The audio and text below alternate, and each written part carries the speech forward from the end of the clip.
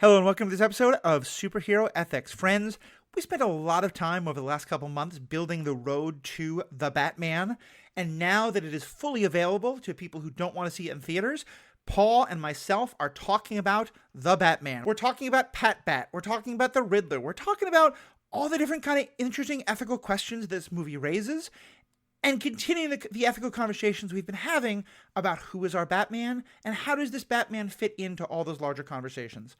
We'll get into all that and more after a commercial break we have no control over.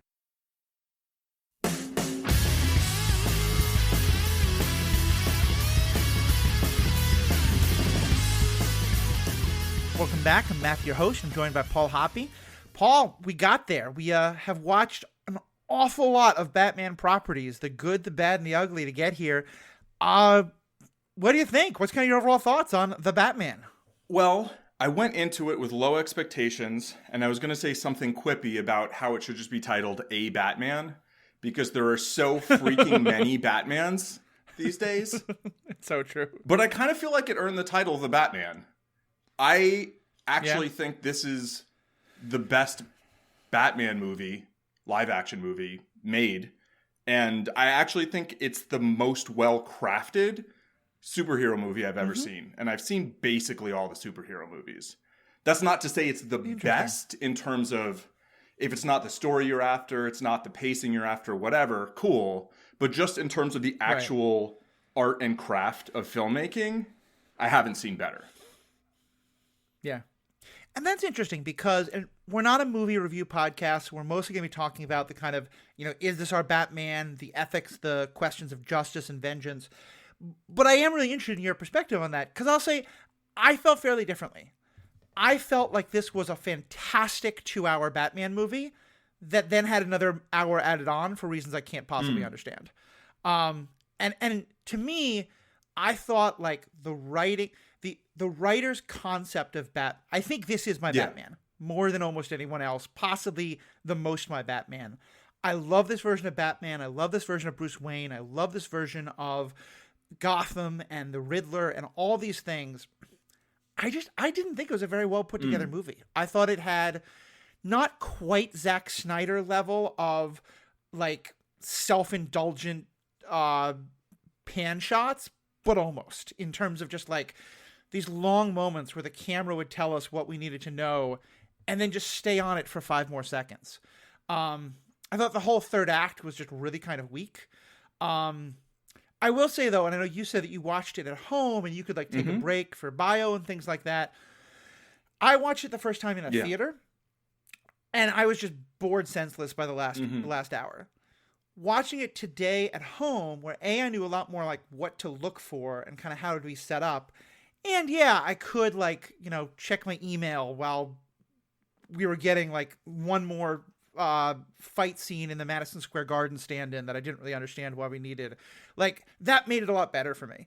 So I think I have a better understanding of where we were coming from, but I think that's just, to me, I don't think that makes it bad in the same way I don't think Dune was a bad movie. I think this felt a lot like Dune to me in the movie-making style, and it's just not a style I enjoy. Fair. And from what I'm seeing online, I think a lot of people kind of feel like I do. A lot of people feel like you do. I think they really committed to this vision artistically, and I have a great deal of respect for that, even if it's not my favorite vision. Yeah, I get that, The first 5 minutes, I was kind of like, all right, what are we doing here? And like, I knew ahead of time that it was 3 hours long. And when I found out originally that it was 3 hours long, I was like, why is this a 3-hour movie? And I felt a little similar in terms of I'm not going to call it the third act because it was like probably the 5th act or something, right? That's but fair, yeah. The final act, right? Yeah, it felt like the last hour of a 3-hour movie, but looking at it now, it's the last maybe like 40 minutes or so. Yeah, more or less. And I actually think that that part of the movie is really essential to the story, and I think it would be a much less satisfying story without that. Could there have been a 2-hour movie made out of parts of this? Absolutely. I think the car chase scene definitely didn't need to be there, right? I think the filmmakers actually weren't intending to use the Batmobile at all. They basically just were told, no, we need to sell toys. so you need to put it in. Right. I think it was a fantastic car chase scene, and I'm not that into car chase scenes. Yeah, like I think it could have been 20% as long as it was, but 20% less. That's another time where I feel like, no, I mean like 80% less of a car. Oh, chase. I thought you meant the entire movie. I was like, that's a short film. Okay, the car chase. I just meant sure. the car chase. But in some ways, the car chase I feel like is a perfect microcosm of what I mean, because I thought the idea of doing the car chase primarily from Penguin's perspective instead of Batman's, and giving that idea of this, like, one thing I loved about this movie is this felt a very grounded, very close to earth, like even more so than the Chris Nolan movies.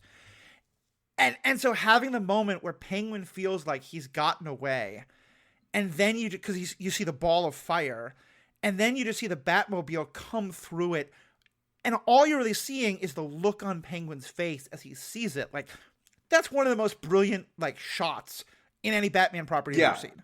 Like, fantastic idea, fantastic vision. The execution I thought could have been better. I will say, having now seen it a second time, I think I would clarify a little bit. I think there are things that happen in that last act. And here, what I'm talking about is like everything from basically like after Riddler's been arrested and they figure out like the main plot that Riddler had of like the bombs going off. I think there are things that happen during that time period that are 100% essential. You're right. I just thought the execution of it was really bad. Like the whole flooding thing came out of nowhere. It all the stuff with like go into the garden, but it's high ground, but it's actually low. It just didn't make any sense to me. Yeah, that's fair. So I think to me, I think you could cut a lot of the fat of just those long, like all those 5-second shots that I think could have been 2-second shots, and cut some of the ending out, because I think you're right. I think some people have said the movie should have ended like in the diner. And I think, or even in the jail cell, and I think there is a lot that happens that last act that is pretty essential. I just didn't think it was well executed. I mean, I watched it a second time. All right, I'll say it this way: it's a 3-hour movie that going in, I was like, why are you making a 3-hour movie? And I watched it twice in less than 24 hours. And like, to me, I don't think I can give a better compliment than that. Besides watching it thrice, you know what I mean? Like. I mean, you've spent 25% of the last day. Exactly. And there was sleep existing somewhere in there too. So it's like my last day has been 25% sleep, 25% the Batman, and like 50% poker and whatever. But I hear you. I think if you take those 5-second shots and make them 2 seconds, I think you ruin the movie. And I think that impulse, this is like a very Scorsese sounding thing to say, but is kind of part of what is ruining the movie industry a little bit. And like, I love that there are fast cut fight scenes and that there are big special effect, whatever things. And that, you know, and that you can do all these things with green screens and whatever. But I'm pretty sick of the MCU. You know, and I feel like that's fair. What Marvel has done is they've made a bunch of movies that are really good, but as much as they're getting more and more different, they're also still very much the same, you know, in terms of tone and in terms of movie making, basically. And what they did is they basically gutted the industry of mid-tier films, right? Mid-tier filmmaking, mid-budget filmmaking just barely exists anymore. And here it felt to me like somebody was like, okay, I've got one of these hundreds of millions of dollars budgets, and I'm going to make what you would make in a mid-tier film. I'll have some explosions and stuff like that and some huge fight scenes. But honestly, those scenes felt so much more interesting to me than so much of the action I see in other action movies these days, because it was choreographed. There were long holds on shots. I could see what was going on, you know, and it was dark, but it wasn't too dark. You know, it was dark, but they actually used a lot of warm tones as well. And I just think that they were able to convey a mood in a way that I think, I don't know, I think it's a lot like Daredevil to me, the TV series, right? Where it has this kind of slow burn. I mean, a lot of it is very slow. But to me, it's not dragging. None of it's in slow motion, right? It's a very deliberate pacing. It's a very noir feel. I mean, this is the most noir Batman I've ever seen in live action by far. 100%. Which is a huge part of what I loved about it. I remember the first thing I came out thinking was, I was so angry that it wasn't on HBO, because it meant instead of having to wait a couple of hours, I would have to wait 6 weeks or 2 months or whatever it is. I'm bad with numbers, to be able to say, we finally got the greatest detective on screen. Right. Yeah, exactly. And just what you said, I think you kind of lumped a lot in there. I totally agree with you about the mid-tier movies going away. I don't blame the MCU as much as I think that the MCU is kind of a symptom of yeah, I think it's the business. There's a lot of and the factors MCU there. is a product of the business, and that's sort of what happened, and Star Wars is involved, and Disney is a big part of it. Exactly. And it's not that I would want more action instead of that. And I remember I've tried to introduce a number of people I know of younger generations to the original Star Wars movies, and they always say they're way too slow. And I'm like, no. Something about this, I don't know, the shots just didn't work for me as much. And I will certainly say, in terms of the darkness, watching it at home with the lights on makes it a fundamentally different movie. Because watching it in the theater, it was far too dark. And that's not true for everybody, but I've certainly heard from a lot of other people. That's the joke, is that Batman keeps getting darker and darker and darker, to the point where, like, in 2030 they're going to make a movie that's just a black screen. I heard that. I watched it with the lights out and didn't have a problem. So I don't know. Theater. I will say this: if I had gone to the theater to watch a 3-hour, I'm not going to the theater anyway, but I think I definitely would not have enjoyed it as much if I was trying to figure out what scene do I want to miss so I can get up and go to the bathroom in the middle of this, or stretch my legs or whatever. We paused it, I paused it again on the second watch. I don't want to watch 3 hours sitting in one place. I don't do 3 hours sitting at a desk anymore. I don't do that, so I could see 3 hours is just too long to tell people you have to sit still.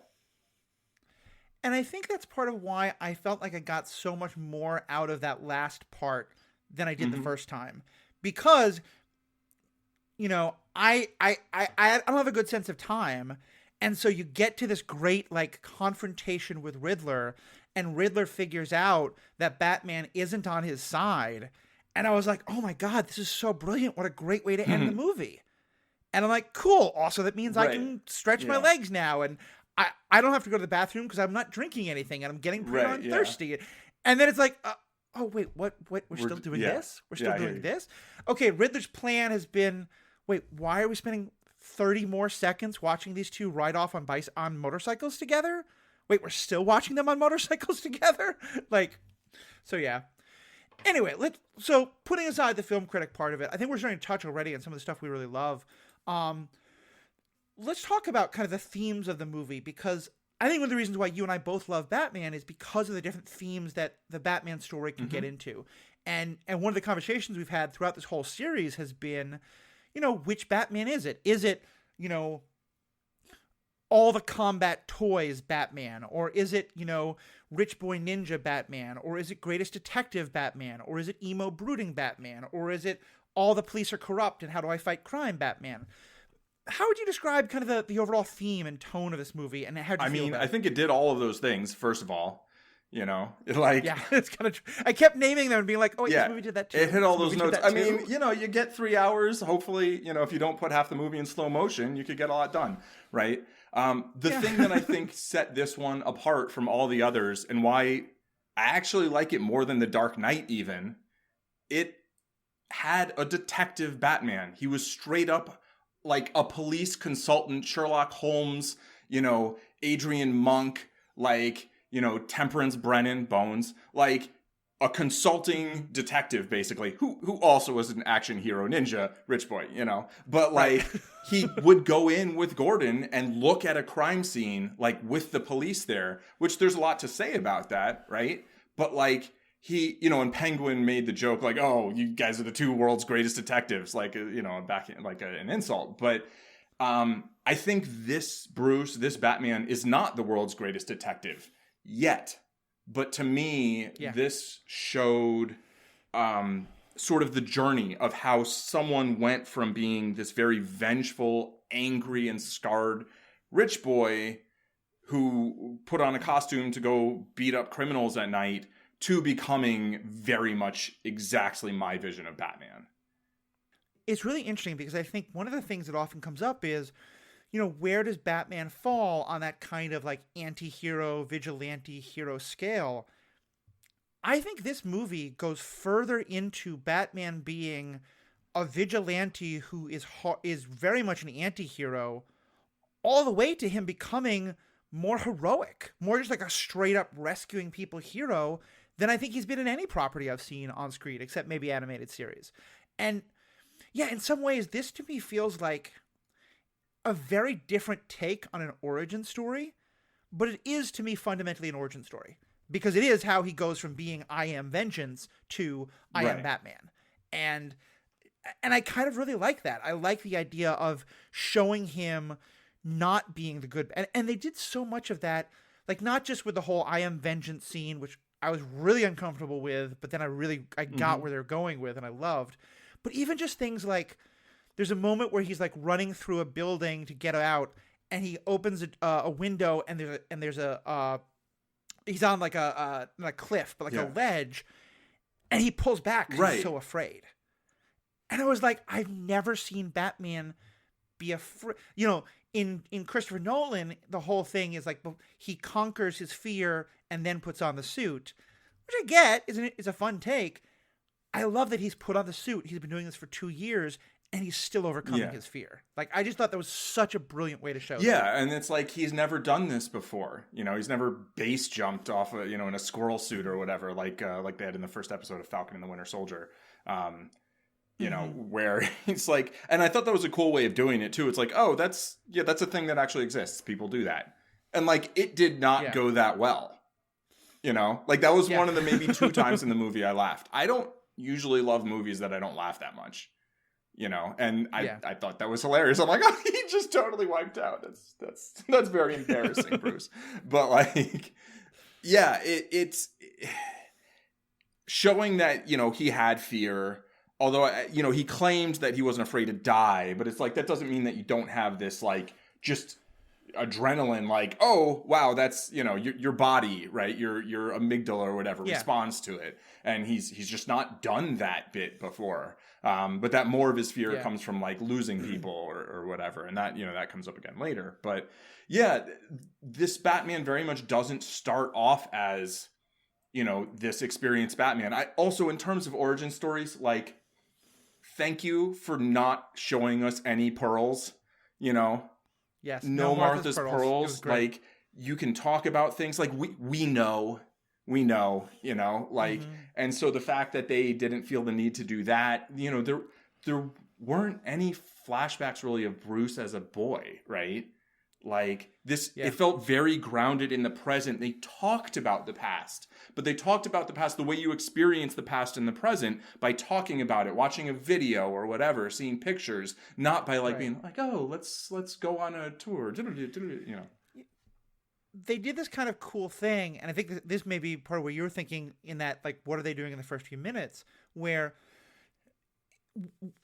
by having the mayor be killed as kind of the first big thing that happens in the movie, and the mayor's son being an orphan, someone who's at least lost his father, not his mother, but still being kind of partially orphaned at a similar age, and having Bruce so clearly relate to him, I thought that was a nice way of getting the visual and the emotional effect of a young boy who's had a parent die without it being a Bruce flashback. Absolutely. And it, they started with the scene of so much of this movie felt very voyeuristic, right? It starts with, we have Riddler's perspective, I believe, right? Spying into the building. And we see like a sword fight and it's like, oh, what's going on in there? And it's like, oh, they're playing, right? And then they're going to go out trick-or-treating. Right. And so we see, the father with his son. And, we find out he's a bad guy, right? He's been doing really bad things. But, when he gets murdered, we see how even somebody who has this big negative effect on a lot of people still has this positive effect on some number of people, right? Like, everyone who dies is a tragedy to someone, even if we're like, oh, well, that person, who cares about that person? It's like somebody, Everyone I killed is someone's son, someone's husband. Yes, someone's exactly. Exactly. El Mariachi. To misquote Desperado. Exactly. Yeah, I thought that was really well done. I will just say, though, on the subject of pearls, one thing we've talked about throughout this series on the Batman is that when we talk about things that the parents did besides die, all we ever talk about is Thomas Wayne. I agree. And like, we talk more about Martha Wayne, but mostly we talk about how she got institutionalized and had to be protected by Thomas Wayne. And I was like, I wanted more Martha Wayne. That's not more Martha Wayne I wanted. They did not do well by Martha. It is tied with every other Batman movie for doing absolutely nothing for her or with her. Pennyworth, on the other hand, like actually, tried. is pretty much the only thing that really gives you any of that. Yeah. And it was kind of fun to have like the two and it's a very different take on Thomas Wayne, which we'll get to be sure in a few minutes. But just back to the kind of the mystery, the detective of it.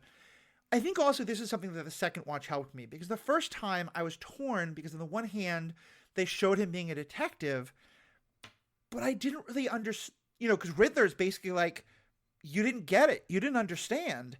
And that's part of why I was so frustrated that the whole thing about bombing the waterway and flooding the city came literally out of nowhere, because it felt like that all was because he had failed as a detective. I think, though, the second time through, I did see more of how what he was figuring out worked, but also more of why him failing is because, as you said, he's still learning. He's not yet the world's greatest detective. Especially because, it's funny, I talked about how I thought this movie was too long, but as I've said about a number of properties recently, like The Eternals especially, although I think this is much better, I thought it was too long. I also thought it could have been great as an 8 or 10 episode series, because there were so many more storylines I wanted to explore further. And just connecting to the detective thing, one of them is Bruce's relationship with Alfred. Yeah.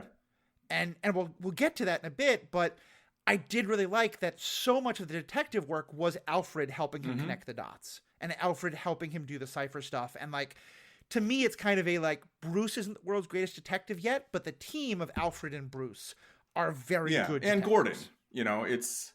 And like Gordon, half the movie's like a buddy cop film, It really is. I mean, so it's interesting because I feel like, first of all, Batman feels very alone a lot of the time in this, just in his presence, right? He's got this lonely, solitary presence. And, they've got the very noir voiceover, right? Where he's like reading from his journal, or he's saying what he's writing in his journal. Which then is paralleled with Riddler also doing that, right? Right. But he starts off, he's with Gordon early on, right? Then you show him with Alfred a fair amount. Then he does this whole, operation with Selina, and then again he's with Gordon, right? And Alfred gets blowed up a little bit, a little light blowing up. Good thing he has that SAS training or whatever. And knew to throw the C4 away from him before it exploded. But there was a whole lot of team up in this, which I thought was really interesting, and I felt worked very well because it let him still be this kind of like, sort of dour loner, but at the same time had someone to play off of. And I think Gordon was like his Watson for half the movie, but also, had his own notes like the better versions of Watson do as well. Definitely. The other big theme I want to talk about, and let's get into some of the individual characters.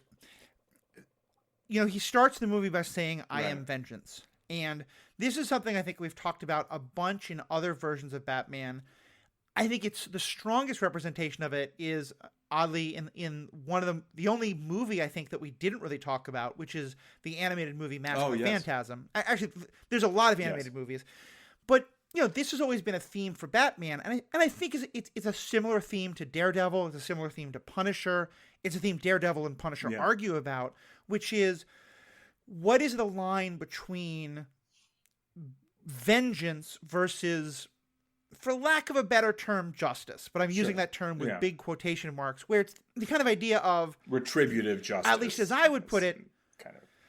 Yeah, it's like, are you trying to feel better about the terrible thing that happened to you, or are you trying to make the world more a place where the terrible thing that happened to you doesn't happen to others?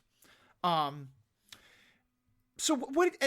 And I thought they did a very interesting show of it by having really 3 different characters all looking for vengeance at some point in the movie: Bruce, Selina, and the Riddler. How'd you feel about the kind of the way the movie used that topic of vengeance as kind of a through? Yeah, I mean, I think that was clearly like the theme, right? You got the whole red color scheme going a lot of the time, and in the the promotional materials or whatever, the title. Which I did think was like, I'm so used to Batman being black and blue, and so it now being black and red was like, oh, okay, that's a right. A yeah, this is a little different. It's like this is going to be specific. I loved Bruce's or Batman's growth in that regard, kind of from being like, I am vengeance, to being like, I mean, I'll just go right to the end where kind of the idea of like, what does it mean to be a hero? Like, at first he's working with the cops, and like policing's really messed up in the city. It's totally corrupt. But at the end, they have that one shot. He's rescuing a bunch of people, and they show him with a bunch of firefighters, which first of all had a very like kind of 9/11 kind of feel to it to me, seeing them like take people out of the rubble. But like also like, I don't know. I think being a firefighter is like inherently pretty heroic. There's not a lot you can argue with there, right? Whereas, policing is depends on how you feel about the justice system. Some of us not so good. Yeah. We don't feel so good about it. So seeing Batman kind of go from this like, justice system police consultant, which, maybe he'll still do probably, right? But like to like, I'm going to dig people out of the rubble.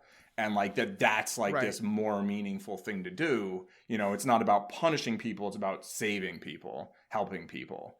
And I thought that was really powerful. And then I think Selina, she wanted vengeance, which makes sense. And I think that was even before she knew that Falcone killed her mom, right? Which I think we were able to figure out earlier because she was strangled.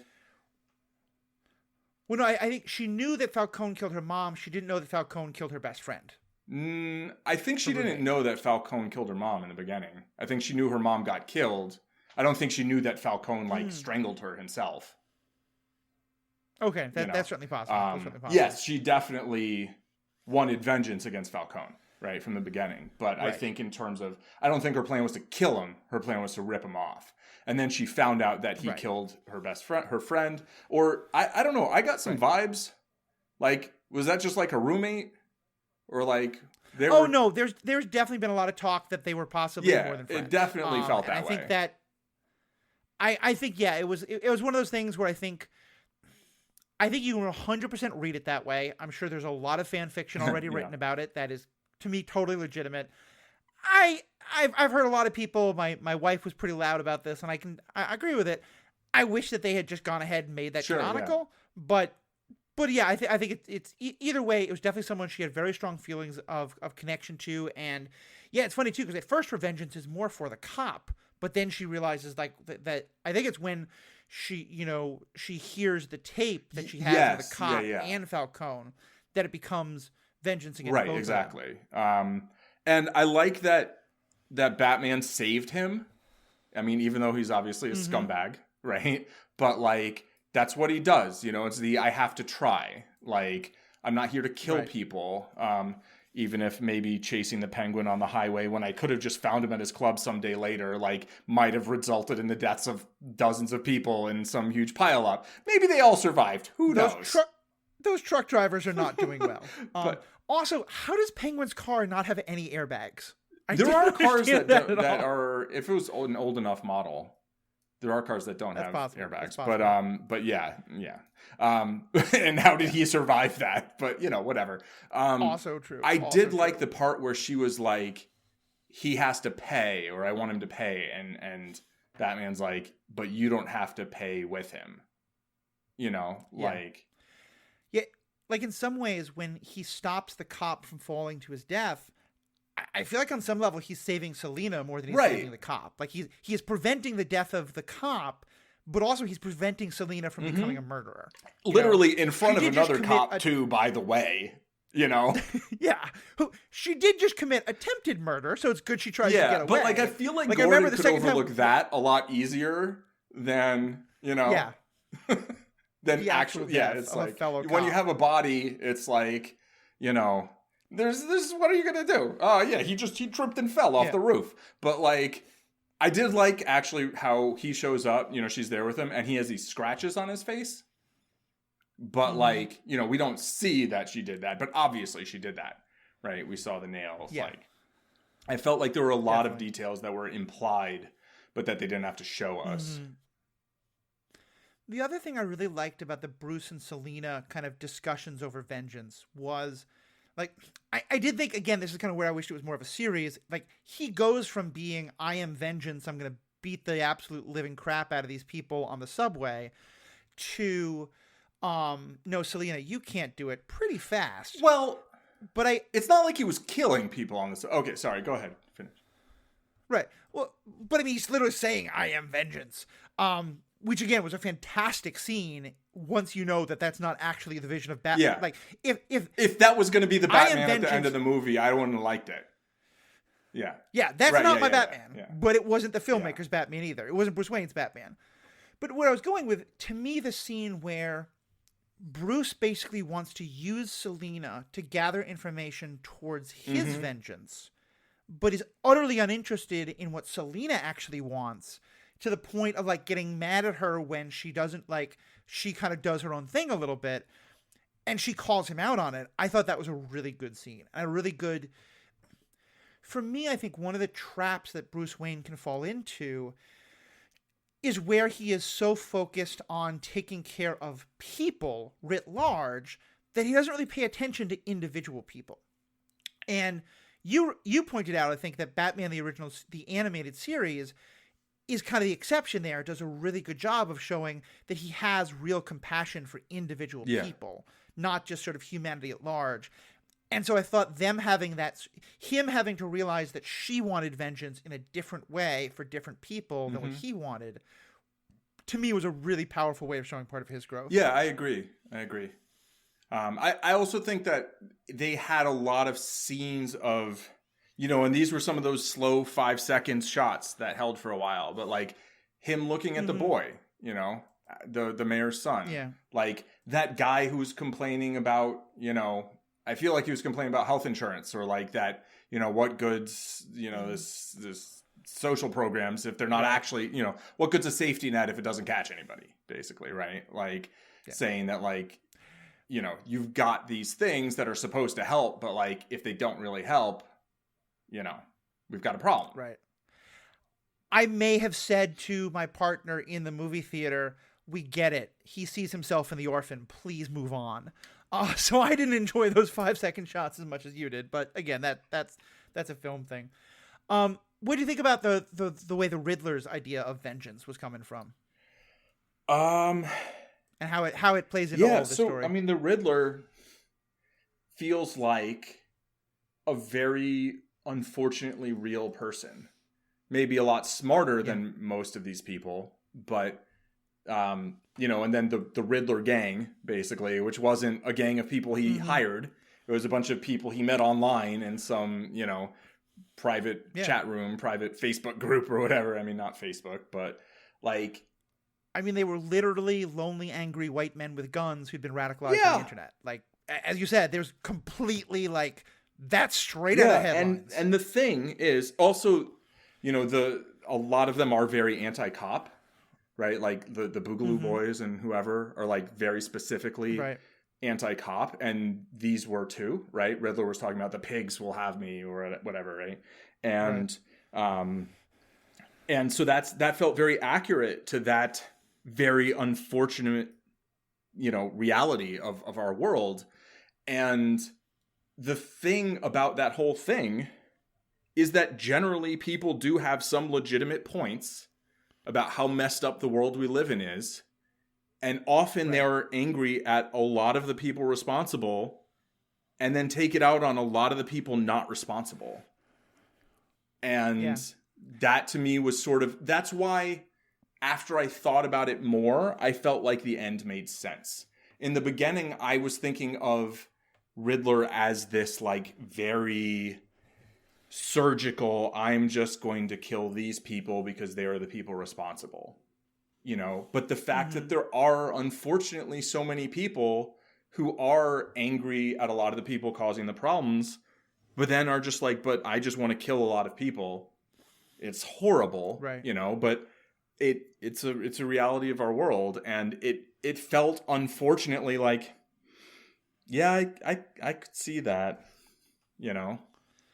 Yeah, there's two things I want to respond to there. One, just in terms of like the relevance to real life experiences, I think you're right that sometimes we can look and be like, these are people who are angry for legit reasons, but also the way they're dealing with their anger or the way they take that anger is completely wrong.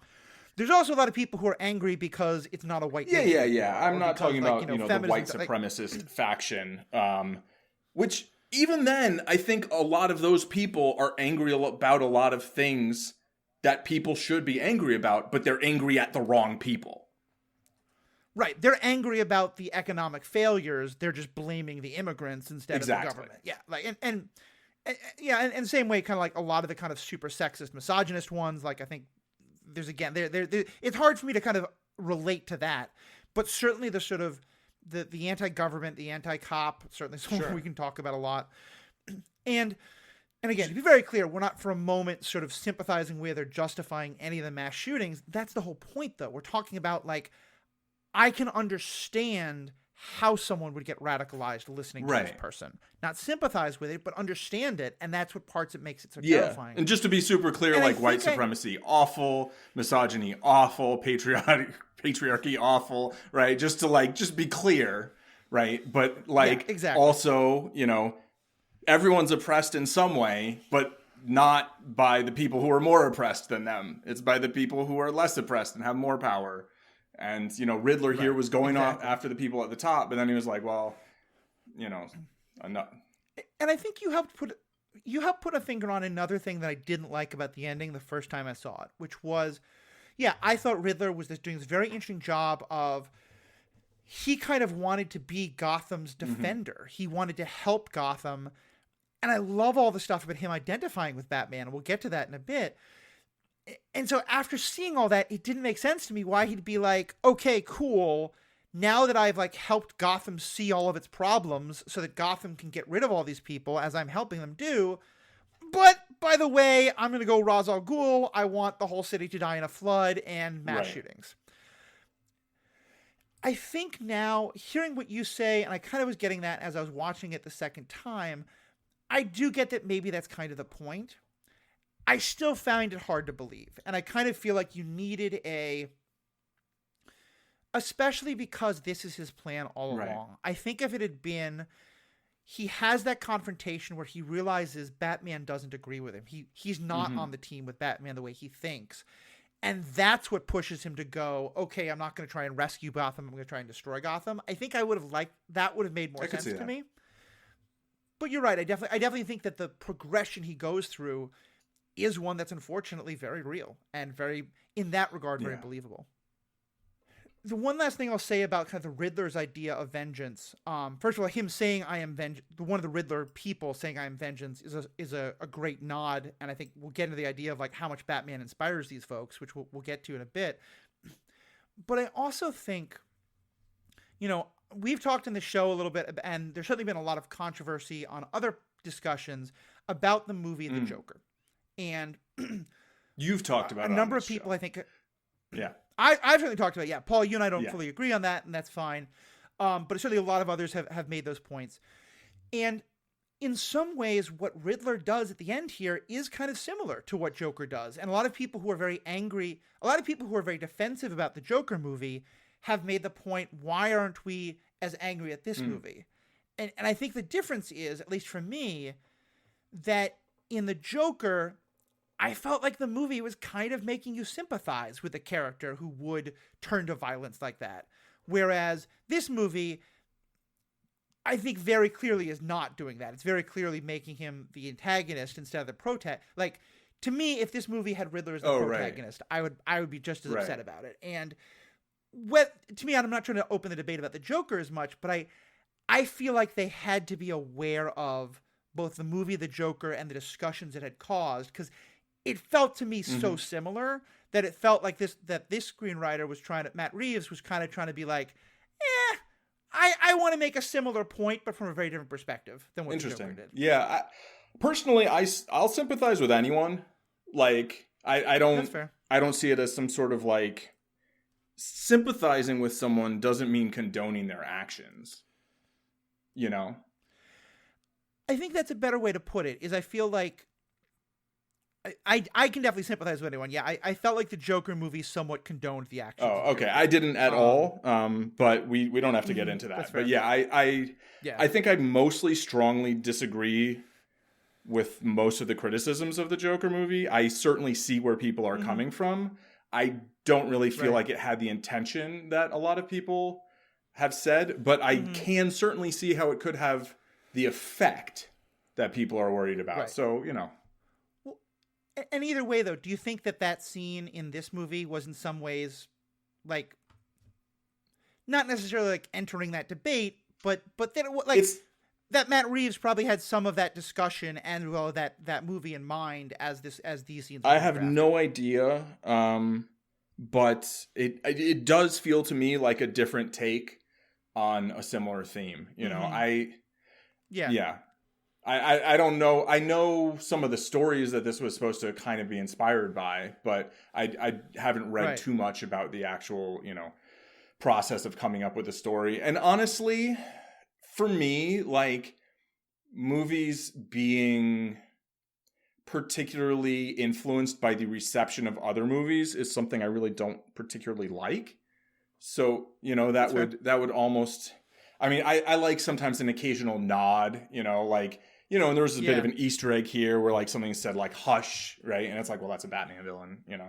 And like, but yeah, like I feel like, I don't know. To me, it feels like a movie that stands very much on its own, which is one of the things I like about it, that is not tied into all this other DC stuff, you know? Right. No, I think that's definitely true. And to be clear, it's not that I think that this movie was like, oh, they critiqued the Joker, so we have to be different. I more think that this movie was like, well, the Joker, and I don't think that movie started that conversation about like how much can you condone. But I think that to me the movie was like, okay, that movie started. That movie was the most recent entry in a very interesting conversation, and we have things to say about that conversation. That's kind of more the way I put it. Well, there's a lot of things in this movie about like just how money corrupts everything, and like the way that, you know, people having monetary control and advertising and things like that can be problems, and we'll get into that. But first, a word from our sponsors. I love that transition. So I just you know, 5 stars. Thank you. Friends, I love doing these podcasts. It does cost some money. You know, the website, the recording equipment, that kind of stuff, the time involved, things like that. And we've been trying different ways to kind of, you know, help pay the bills around here. I think I just never really quite figured out the Patreon stuff. I may give that another try. But I recently got approached by a chance to do some kind of direct sponsorship, and I was interested in wanting to give it a try. And so the support for this episode of Superhero Ethics is brought to you by Manscaped, who are the best in men's below-the-waist grooming. Manscaped offers precision-engineered tools for your family jewels. I am reading their language, not necessarily mine. Manscaped recently launched the ultimate men's... I'm going to change it to... Manscaped recently launched the ultimate penis-having people's hygiene bundle, the Performance Package. Join over 4 million people worldwide who trust Manscaped with this exclusive offer. If you go to the Manscaped website, which is just manscaped.com, it will be in the show notes, and you'll get 20% off if you use the code HEROETHICS, HEROETHICS, all one word. Paul and I both got free copies of the whole performance set. We got a chance to try them out. I want to first say, I said it was a little bit of a joke, but I got to mention it. You know, I think what Manscaped is doing is really fascinating. I love the idea of creating a space where it's okay to talk about like men's grooming and especially of that part of the man's body. I'm going to redo that part because that's the whole point. The language there that I'm using is kind of the whole point. I like the idea of paying more attention to outer genitals instead of inner genitals for grooming products, if you want to do it that way. I don't love that this is all done as man's things, especially because I am not a man. I happen to have a penis and balls that is good to, keep groomed in good ways. And there's lots of other people who are not men who could use these products, and there's lots of men who would have no use for these products. So putting that editorial comment aside, though, I gotta say, this is not a product I ever thought I would really give much attention to, and I'm kind of loving it so far. What's kind of your... Paul, what's been kind of your approach to the concept of manscaping before I approached you with this ad? So first of all, 4 million, that's pretty deep market penetration.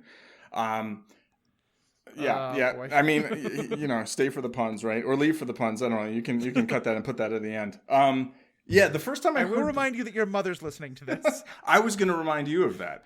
The puns, she's here for the puns, multiple entendres. There you go. The first time I heard the word manscape was in Las Vegas and I think someone was like, I think you and I are the only two people here who don't manscape. I thought the word was manscrape at first, which sounded much more unpleasant. No. However, I will say that when engaging in such things, I do feel much safer with these tools than anything else I've thought about in the past or tried. So that I think is of utmost importance. Also, I don't think it's just for below the waist. There is an ear and nose hair trimmer, which I have made use of. And there are these... Oh, yeah? How was that? I'm not going to use that one. Oh, good. Yet. Very good. Yes, I can breathe better. Nice. The phrase that I want to use in terms of their performance package and their marketing is commitment to the bit. Yeah. Because they have a concept that there's a mowing the lawn is the equivalent of taking care of your hair downstairs, and they go like there's a crop duster product. There's a I've got crop preserver and crop reviver here, which are fully vegan, which I verified before saying yes, send me the product. And, cruelty-free, dye-free, blah, blah, blah. And they're quite pleasant. Yeah. They're like salves and lotions and whatever, so. I've used the trimmer a little bit. I'm going to use it more before I talk about it too much. But I will say, the concept of ball deodorant was not one that I'd ever given much thought to until I did realize, that is a part of my body that sweats a good deal and is not the most pleasant. And sometimes after a long day, if there's going to be amorous activities, I want to make sure I take a shower for other reasons, but that especially. I put on the ball deodorant a couple hours ago, and I'm seeing a difference. I'm noticing a difference in terms of the lack of sweat and type things. I also will say I'm wearing their boxers. The set comes with a pair of boxers. They're incredibly comfortable. The phrase full hold is definitely appropriate there. And I'm even wearing their t-shirt, which I would wear in public if it didn't have the words, your balls will thank you. And perhaps I need to get over that shame. And these products can help me. But yeah, the clothing's great. The products so far seem great.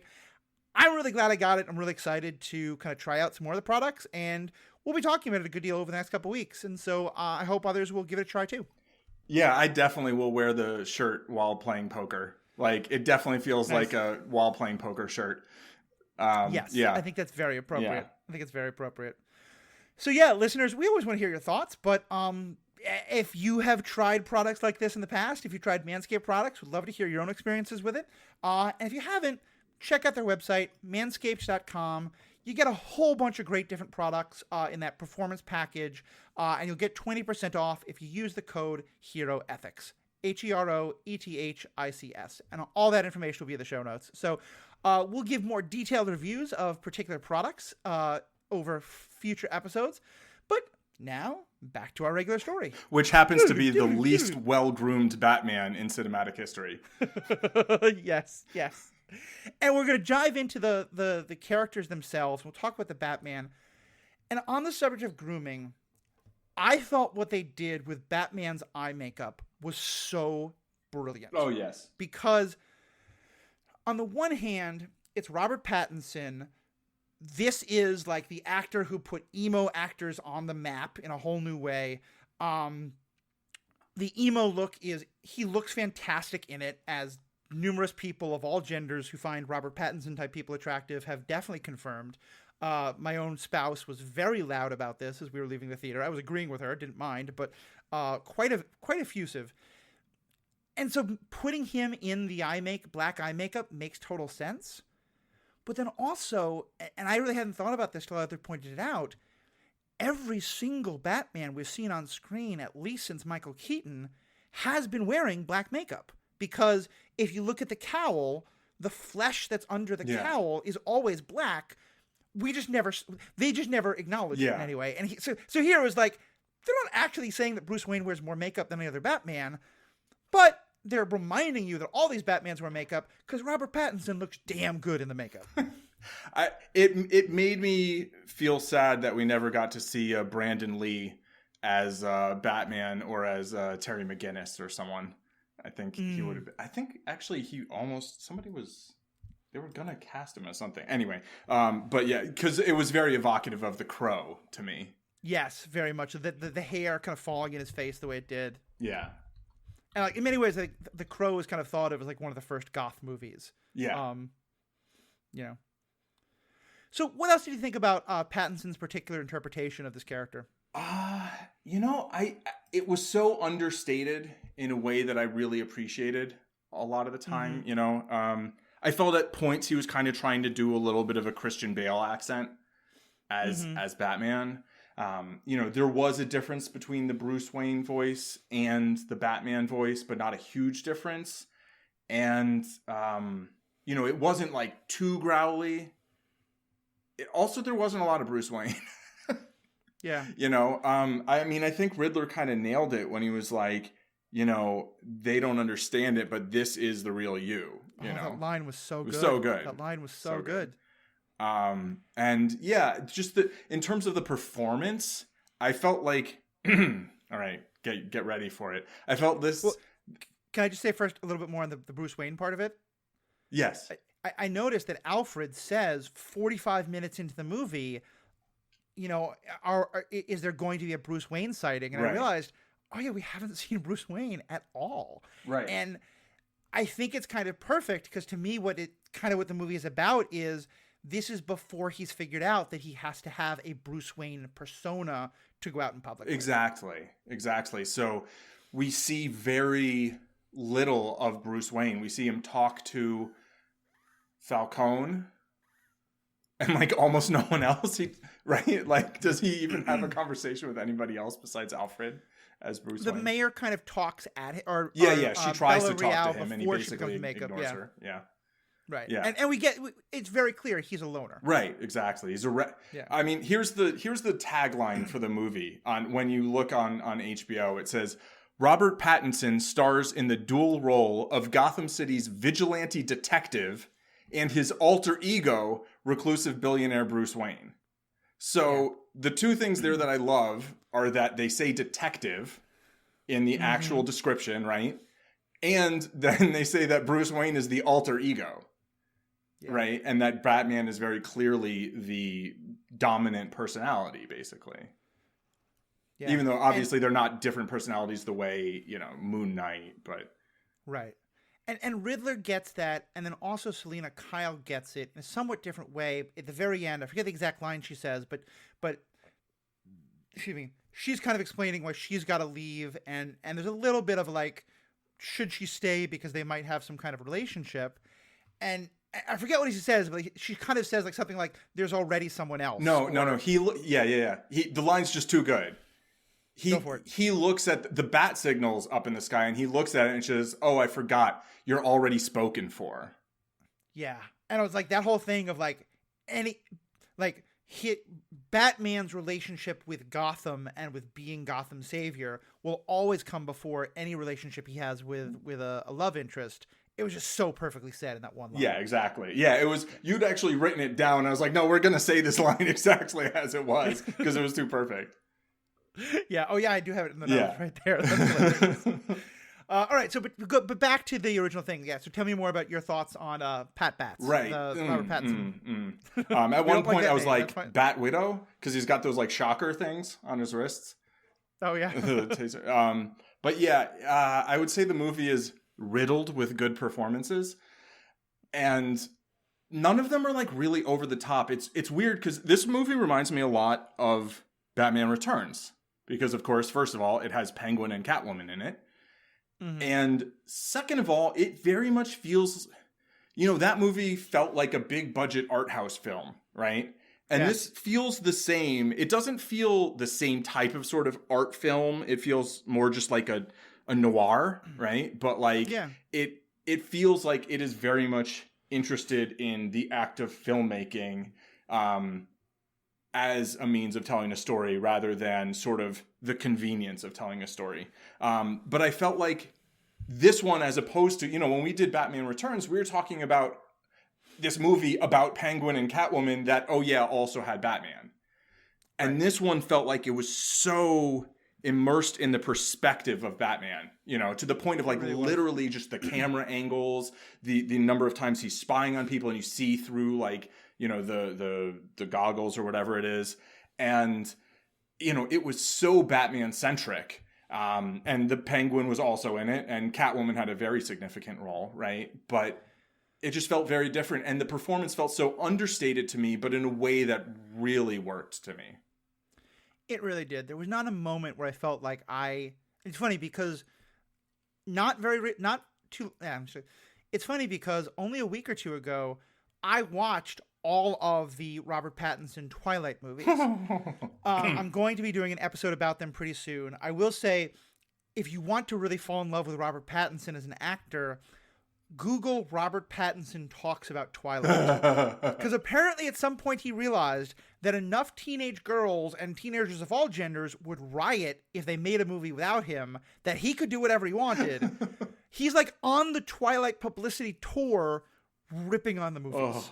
Like at one point a reporter asks him, so why would Edward do this? And he says, well, I'm not really sure there's much consistency to the character to be able to answer that question. It's hilarious. But yeah, I just thought he was so good in this. He was understated, but also, I mean, when you have an emo character who's emoing all over the place, like there's a reason why that's kind of almost a joke, because it is so easy to get so frustrated at that character. Right. To be like, you're sad, we get it. The rest of us are sad too. Get over yourself.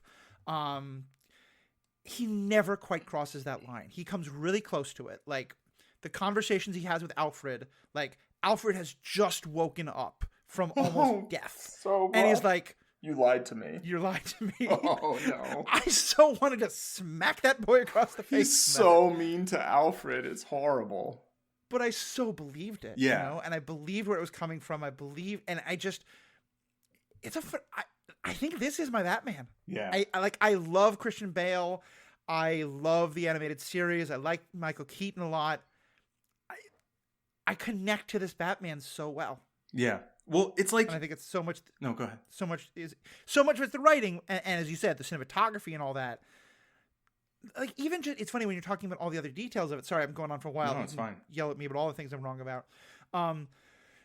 Like I love when movie makers intentionally take something that's like considered like a rule of filmmaking and break it, but because it's very intentional, they do it in a way that's so well. And I know, like, I don't know much about filmmaking, but like exposition is considered bad for the most part.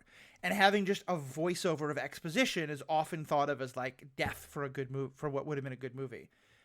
That's exactly what happens.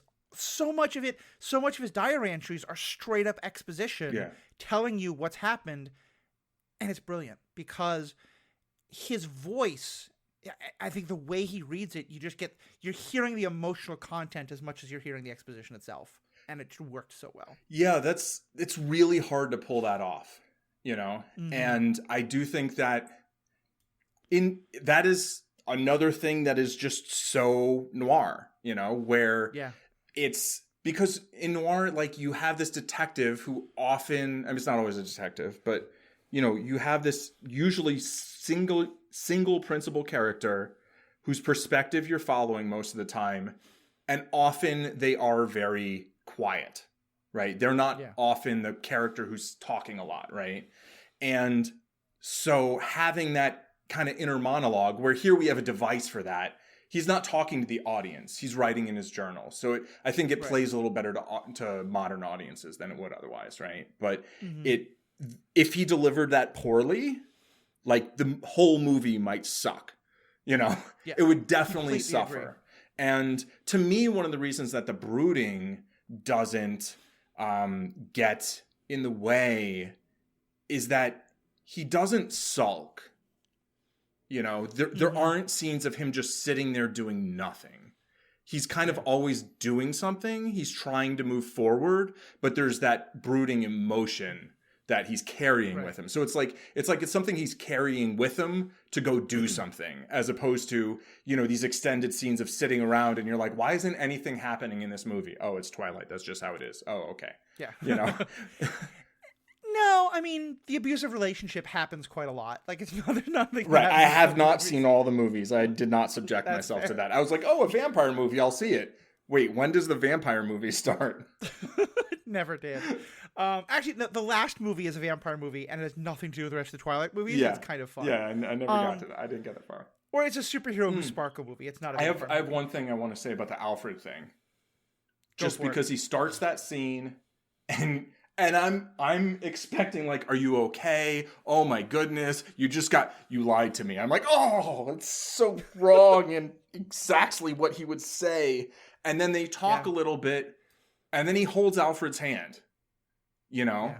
And to me, that was just, like, so powerful that, like, you know, Alfred's like, you know, you needed a father, like, I wasn't able to whatever, and, like, you know, your father was a good man, blah, blah, blah. All this stuff, this very heartfelt stuff. And then, you know, it's like they're there for each other. And that's powerful. Yeah. And then they show the bat signal. Batman looks at it, and then Alfred looks at it, and then they cut. And I think if they didn't show Alfred looking at it too, it would have felt like Bruce was just abandoning him. But, like, because Alfred saw it, it felt like there was this sort of like, okay, now go do your thing. You know, we had our moment, go do your thing. Like, we've talked about how this feels inspired by so many different Batman properties. Yeah. I think the TV show Gotham is one it's definitely inspired by. Oh, for sure. We'll get to Alfred Bruce thing. As I like to refer to him. And Andy Serkis is the actor who played Alfred. Gollum. Yeah, exactly. But I think, going back to what you're saying, I want to talk about the sulking thing, and then it kind of ties into the thing about Alfred. To me, one of the things that I hate most about a character who sulks is everyone else's pain, he has to remind them, no, but my pain is worse. And what I think, what you see with that scene with Alfred, as well as with the scene with Catwoman that I mentioned before, this is a Batman who sulks and who is living in his own pain until he sees the pain of someone else. Mm-hmm. And he's willing to be like, okay, yes, your pain is also legitimate, and I can hear that, you know? And so, like, he is in that place of all I can think of is the fact that Alfred lied to me. I feel so betrayed. I don't understand anything. And so, all right, Alfred, I don't care that you almost died. I'm just waiting for you to wake up so I can yell at you. But then when Alfred comes back and talks about all the pain that he felt and how hard it was for him trying to be this person for Bruce, Bruce immediately is, like, able to connect with him and hold his hand. And so to me, that's so powerful. I also think it makes a nice point of, you know, what's the difference between the Riddler and Batman? I think it's Alfred. I think, and this is, again, it's a very subtle point that maybe if this was a series could have gone more into, or maybe it doesn't need to be. But one of the things the Riddler talks about is how alone he was in the orphanage. Yeah. And Bruce went through something kind of similar to what the Riddler went through, but he wasn't alone. He had Alfred. And I just thought that, like, I never really thought of it until the way you described that scene. But I was like, oh yeah, that's another, like, brilliant point the movie's making. For sure. Yeah. I think it's, you know, when we did our first episode, I think, like our first or second episode, and we're talking about Batman. And I remember saying that I felt like, you know, Batman was an orphan, but also kind of wasn't, right? Yeah. Like, both of his parents were murdered in front of him. Hugely traumatic, terrible loss. But, like, he had Alfred to take care of him on a personal level, and he had all that money to take care of him on a financial level, you know? And in terms of, like, you know, gendered traditional roles or whatever, that's, like, kind of a mother and a father, right? Like, in terms of... With Alfred being the mother, to be clear. To be clear, yeah, exactly, you know? And obviously not that that's how things have to or should even work, right? But, you know, that's... But the point being that he had someone to take care of him, and he was financially supported, right? And the Riddler, I think, really focused on the money. So the Riddler doesn't necessarily know much about Alfred, right? He knows a lot of things, but, like, maybe he doesn't know that much about Alfred. He doesn't apparently know enough about Bruce Wayne, actually, to know that he is Batman, right? Yeah. Like, it seems like he does, but then he doesn't. That scene was so brilliantly done. Oh, it was amazing. It was amazing. I was like, wait, is he going to have to die here? Because otherwise, how is not everybody going to know that he's... Oh, okay. Yeah. I thought Batman could have had a better poker face there, just speaking in a professional capacity, tilting his head down and averting his gaze. That was a big tell. Riddler maybe should have figured it out there, but I think the audience needed that to be like, ooh, he feels nervous about this. He knows he's been out. Yeah. Wait, he hasn't? Interesting. But yeah, I think having Alfred is more important than having the money. Obviously, money can do so much in terms of reducing, anyone's struggles in life, right? But I think having a person there who cares for you, and Alfred says you needed a father. He didn't. He needed a person there for him, and he had a person there for him, Yeah. It would have been great to have his dad. It would have been great to have his mom. But he had a person who really cared for him, looked out for him, taught him how to fight, and maybe taught him how to shave his balls. I don't know. But try Manscaped, 20% off, Hero Ethics. Exactly. And I think Alfred's so important to Bruce and to Batman here, but they I felt like they didn't feel like they needed to overplay that. They were able to communicate in just a few scenes with Alfred, show him as being really smart, show him as being really important in his life.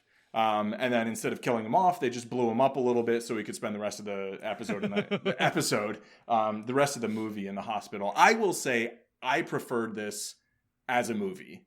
If I had to see it in the theater, I might have felt differently. I really just kind of don't feel like you should release 3-hour movies and expect people to sit through them in the theater. But in terms of a movie to be able to watch at home, I loved it. So yeah, that's fair. And I'll say, I got so much more out of the Batman Riddler conversation in the jail than I did the first time, because the first time I was like, can the movie just be over, please? Right. Yeah. So let's talk about the Riddler, because I thought it was very interesting that they were going to start with the Riddler. It seems now it's the thing. You can't ever start with the Joker as the first movie. Start with Ra's al Ghul, start with the Riddler, start with some other characters. They started with the Joker the first time. True. So now they're like, let's do the Joker. So it's only 2 instances. Yeah. There's not that. I've heard this described as Batman 12, and I'm like, what Batman 12? And they're like, well, there's Batman v Superman. I'm like, I've never heard of such a movie. What are you talking about? That does not count. But yeah, to me, I thought for a movie that is supposed to be about Batman the detective, the Riddler is perfect. And for both of them, because on the one hand, I feel like the Riddler is the best character to expose what a great detective Batman is. But also, unless you have Batman the detective, the Riddler makes no sense. Absolutely. And Val Kilmer was a teeny bit of a detective. Right. But really, part of why the Jim Carrey character was just kind of the Joker, but with green instead and no purple, right. And a couple of fun riddles instead of fun jokes. And they weren't very fun. But here I felt the riddles were so good. I think the riddles could have been a lot better, to be frank. But I liked that part of the movie. I liked that it really helped show Batman. And I just thought making the Riddler it was I haven't seen the Saw movies, but I've seen enough of the ads and I've seen them talked about enough to know this is pretty the gruesomeness of it and the maniacal, the sadism of the character. I think this is the darkest villain I have seen in a Batman movie, and that includes the Heath Ledger Joker. Heath Ledger Joker was very dark, but to me this is just a whole level of almost psychological horror movie level. Right. So, have you seen Let the Right One In?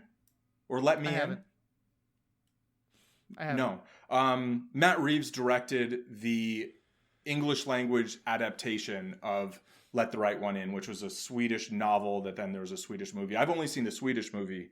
But it is I guess psychological horror would be kind of the genre, and when I heard that, I was like, oh, now I'm interested, to see how someone who did that is going to do this, and it feels like a great fit. I always said if I wrote a Batman script, it would be the Riddler, would be the villain. Yeah. And I would spend a lot of time trying to come up with great riddles.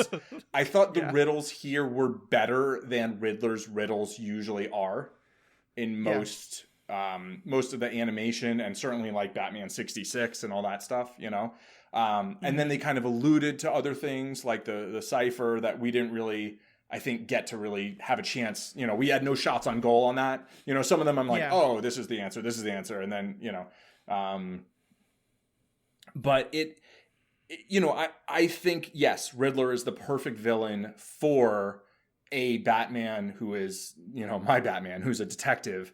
And then also this Riddler, I feel like he's the first serial killer, like real, just like serial killer villain we've had in any of the Batmans. Am I off? I mean, there's obviously technically a lot of the villains kill a lot of people, and that is technically a serial killer. But usually it is not in like I'm going to kill one person and then another person and another person. Yeah, to me, he's a mass murderer. Most of them are mass murderers. Right. They're not serial killers. Yes. And that like each one, there's kind of a sadistic way that he kills them. Although I do appreciate that the movie was.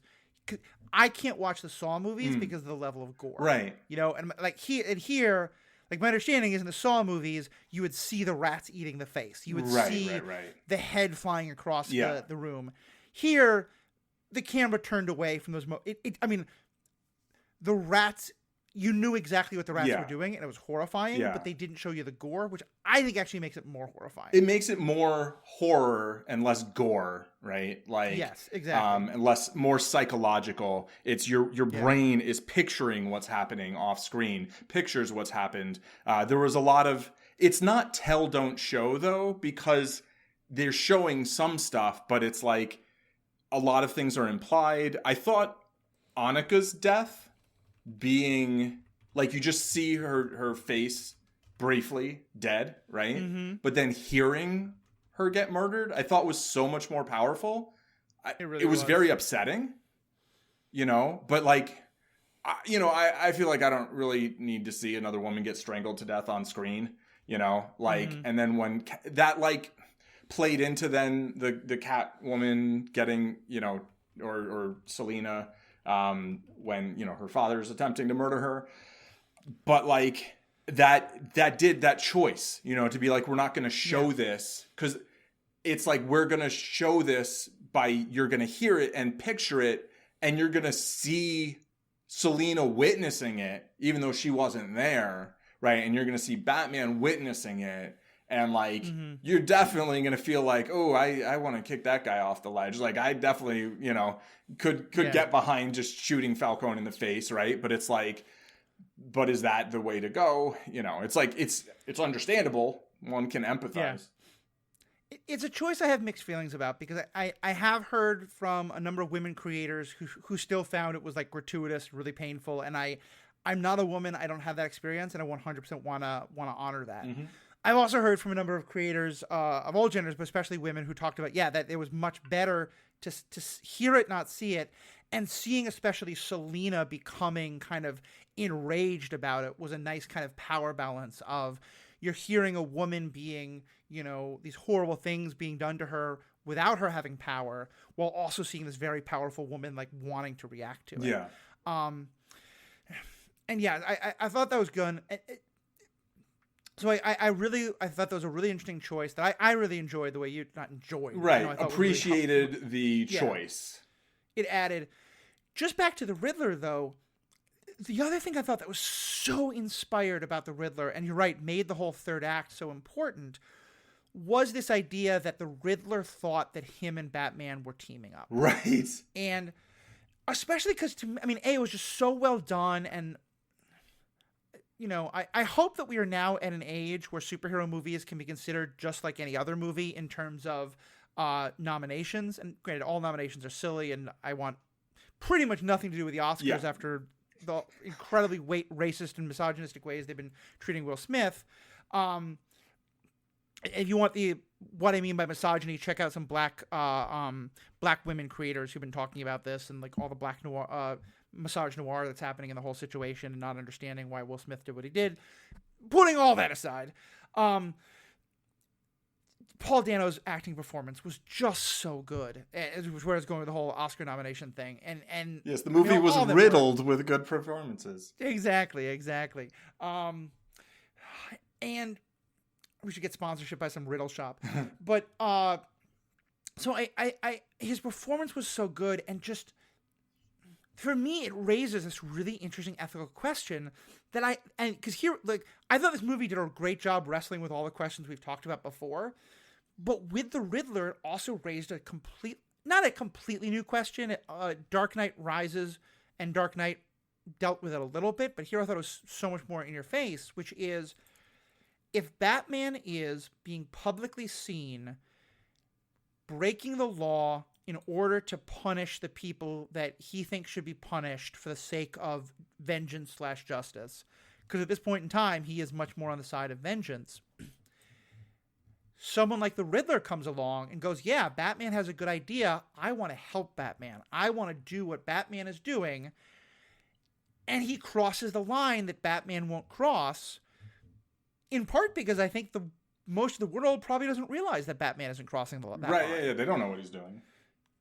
And to me, so it raises this question of, is on some level Batman responsible for this? Like, if you are publicly seen being a vigilante, and you're probably, like, and the cops are kind of letting you get away with it. Like, I mean, there's a lot of responsibility to go along, but, like, to me, the Riddler thinking that he was teaming up with Batman, to some extent, it's the whole, like, psychosocial relationship where you think you're having a relationship with someone you see a lot on social media or whatever. That is totally another part of it that's fascinating.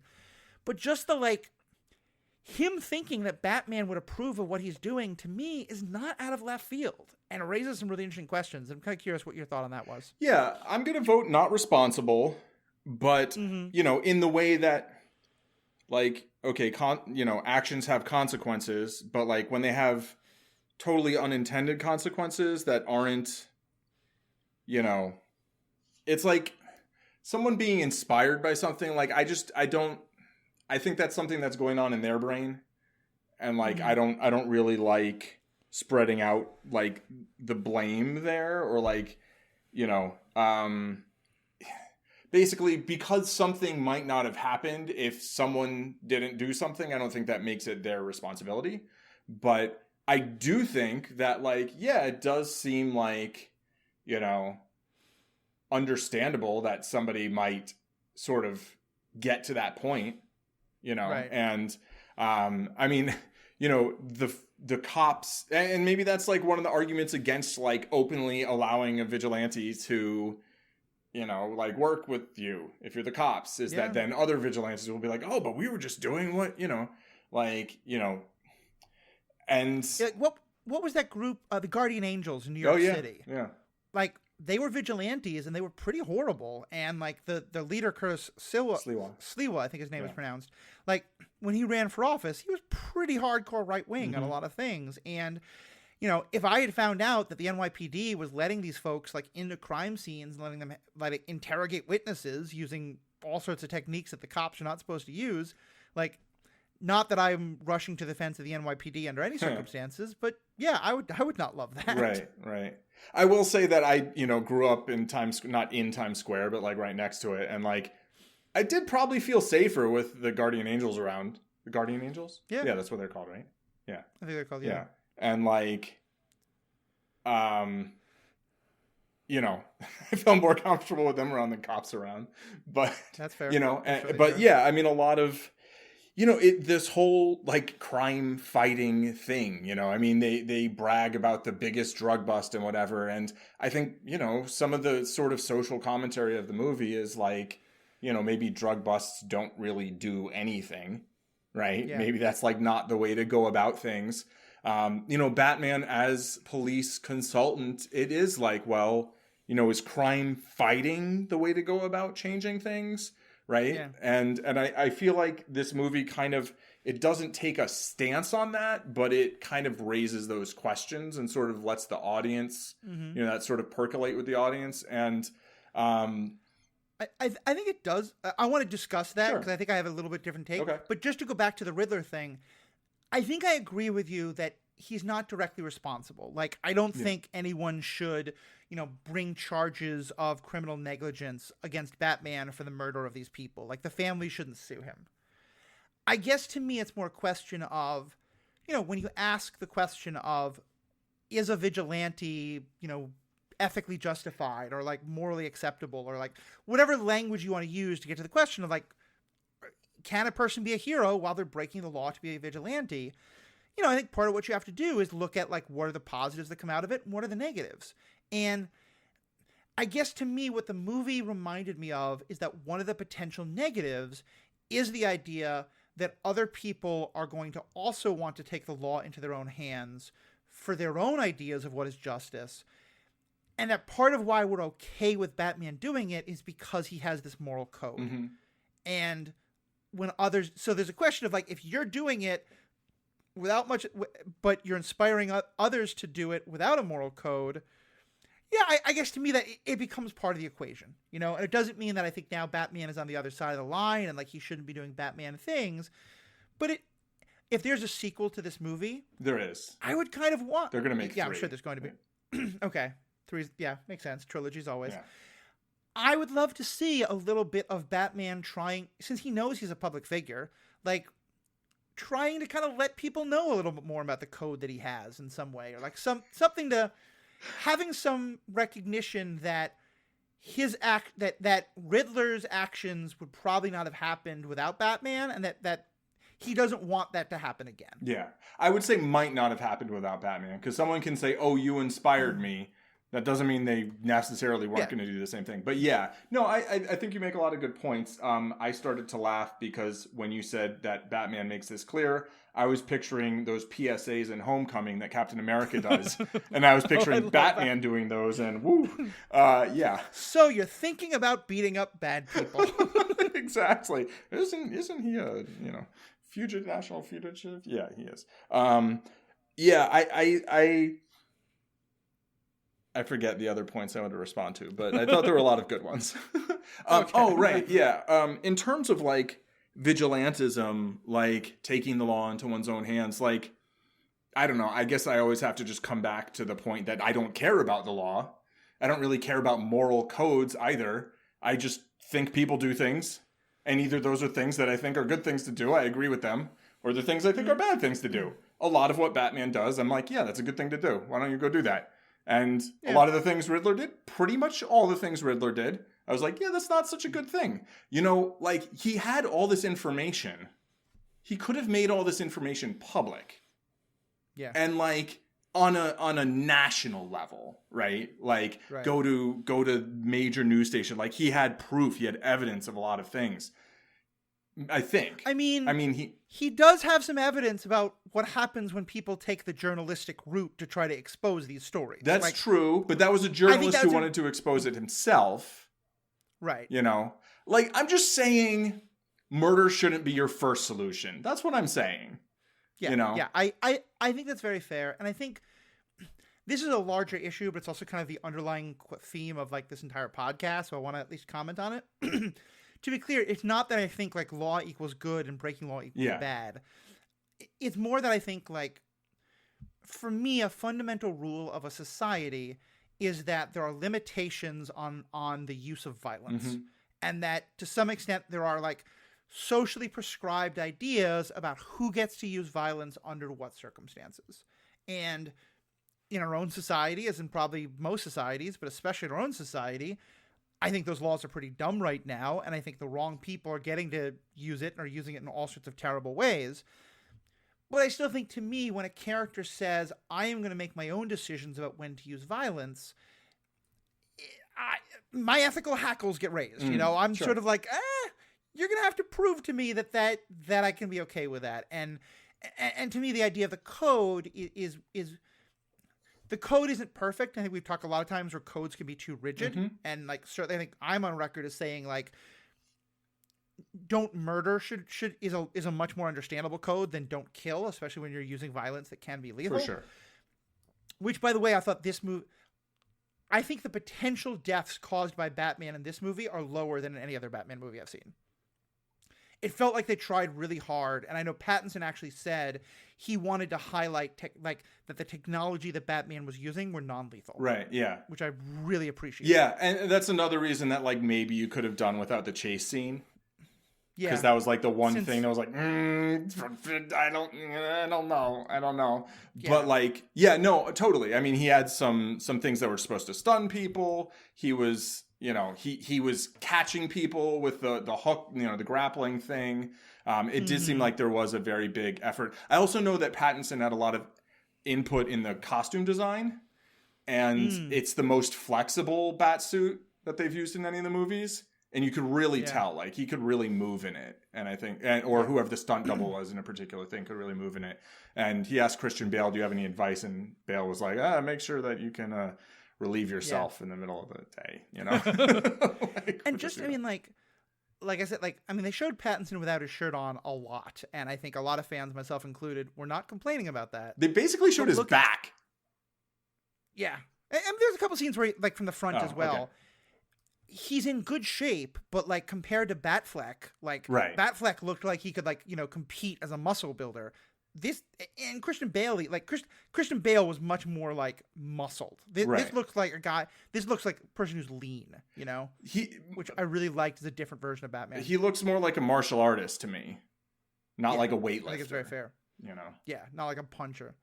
No, a puncher. A martial artist can be a puncher.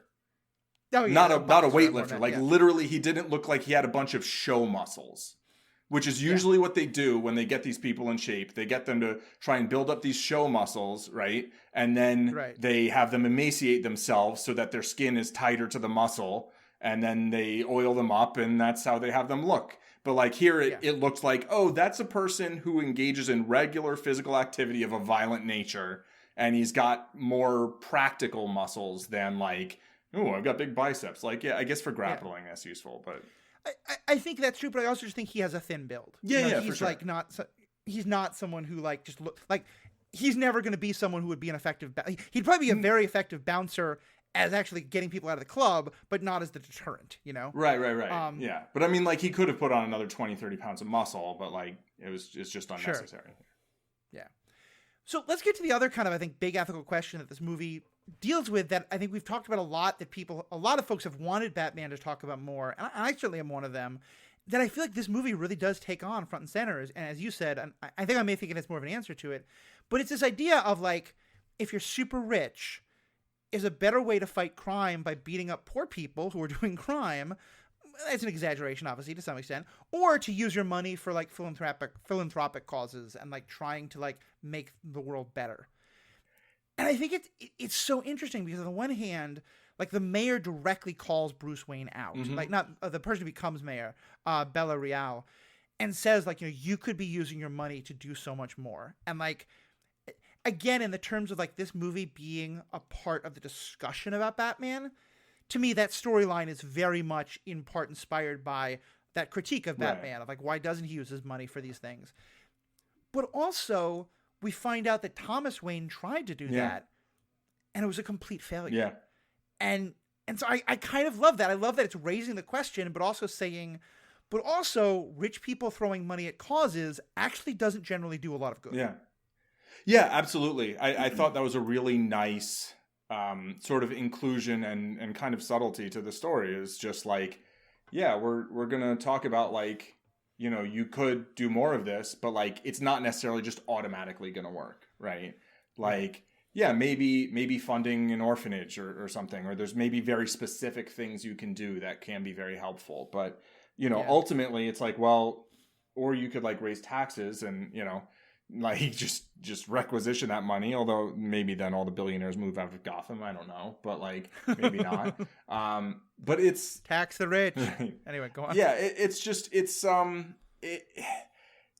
I feel like things just aren't easily solved, right? And I think there's a lot of people talk a lot about like the difference between individuals doing things and like the problems of individual people doing bad things or whatever, and the problems of systems, right? Right. And to me, it's a little bit of a forest or the trees kind of thing, where people often say like, don't miss the forest for the trees. but like I like to say, don't miss the forest or the trees because they both exist, right? Like you don't get bad systems without people doing bad things, right? Those systems were built by people, they're maintained by people, they're propagated by people, and they're allowed to exist because people allow them to exist. And each person individually acting is not the cause of the system continuing, but people collectively not taking action to change those systems and people individually doing bad things within those systems, like that is a lot of what goes wrong, right? So it's like it's a duality, it's both. And so, you know, I think you have to try and do something about the people acting maliciously, the people who are corrupt within those systems, but you also have to do something about the system itself. And that's just really hard. And it's like probably one person, no matter how rich and no matter how badass, like they probably can't do it by themselves. And I'm really curious to see where they go with this new mayor in the future ones. Oh, yeah. You know, I where they go with the mayor, and especially where they go with Bruce Wayne, because I do think, like you mentioned this, you know, in almost every version of Batman that I've seen, even if we don't hear about anything else Batman does with his money, at least Batman helps pay to run the orphanage and make the orphanage run really well. Right. And to me, the fact that the Riddler is a product of the orphanage itself being so horrible, an orphanage that's on like old Wayne Manor land, was a very intentional, like, this Bruce Wayne is doing less than the normal Bruce Wayne does. Right. Which I thought was, again, it's just such a subtle detail, but so it tells that story so well. And yeah, I'm really excited to see where that goes. And I feel like this, I do feel like this movie is going to address more of that than I think we know the next movie. The next one, I agree. Like, I keep holding this up. To me, the movie that I think has best addressed this question is V for Vendetta. Because the kind of the idea of it is that, like, you've got these bad people, but you've also got this broken system that the bad people built, but killing the bad people won't fix the system. And so V's response is like, I want to inspire everyone else to fix the system, and now I'm going to go kill the people who caused the bad system. Right. And I can't, because I'm doing that, I can't be part of the new thing. And like, in some extent, I think that's kind of what Dark Knight is trying to do with like, what is Bruce's role versus what is Harvey Dent's role. But there it's just talking about crime. It's not talking about the poverty, all the economic factors that lead to everything else. So there was a great Alfred line here. This was one of my favorite parts of the movie, where it's that scene where Bruce visits Alfred in the hospital and is like, you lied to me. And then he's like, you know, so Maroni killed my parents. And Alfred's like, no, Falcone killed your parents. Maybe. Or maybe it was just someone, where is it? It's such a good line. Who needed money, got scared, and pulled the trigger too fast. You know, and so there's that like pain of not knowing like why they died, who killed them. Was it, you know, because of corruption? Was it because of, you know, the aspirations or the fears of getting exposed of a gangster? Or was it just somebody who was desperate, you know, and just wanted money and just, you know, shot them because his gun went off, you know? And I think in a way that's so telling, Batman never says a word to Falcone. In other versions, it's Falcone. So I have to keep remembering it's Falcone in this. Falcone. Like, I think is, you know. Yeah. But Batman never says a word to him about, I know that you killed my parents or anything like that. Right. Like, in some ways, I kind of feel like what Batman realizes is Falcone is terrible for the city and is at the root of many of the problems. And maybe he actually got Thomas and Martha Wayne killed, or maybe he just helped build this system in which people are so poor and yet also have access to all these guns and think that shooting people on the street to get money is the way to go. Either way, he's like, I don't know if you're directly responsible for my parents' death, but you're responsible for the like approaching death of my city, and so I want to take you down. And I want to like bring you in so you can testify, or so things can be brought to light. And then, I brought you into the light. My bad. Because then he got shot because the Riddler said bring him into the light. Exactly. Okay. Exactly. Yeah. Which again is one of those moments where you're like, if this was a fully formed Batman, I'd be so mad at that, because one of the reasons why I hate the movie that dare not speak its name is because Lex Luthor outsmarts Batman. This and that's aged, experienced, wise Batman. Right. And Alfred together. Right. This one I get, and like, to me, I think we may have Batman go even deeper into the detective stuff and be like, yeah, Riddler was right. Why didn't I figure all that stuff out beforehand, you know?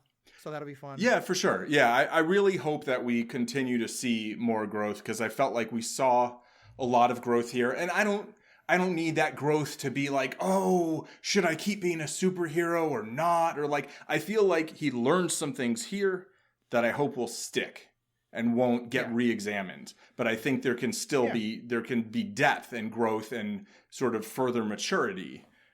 Yeah, he's got a lot more to learn. Right. I think that's for sure. Yeah. But yeah, I don't want him to keep repeating the same old lessons. For sure.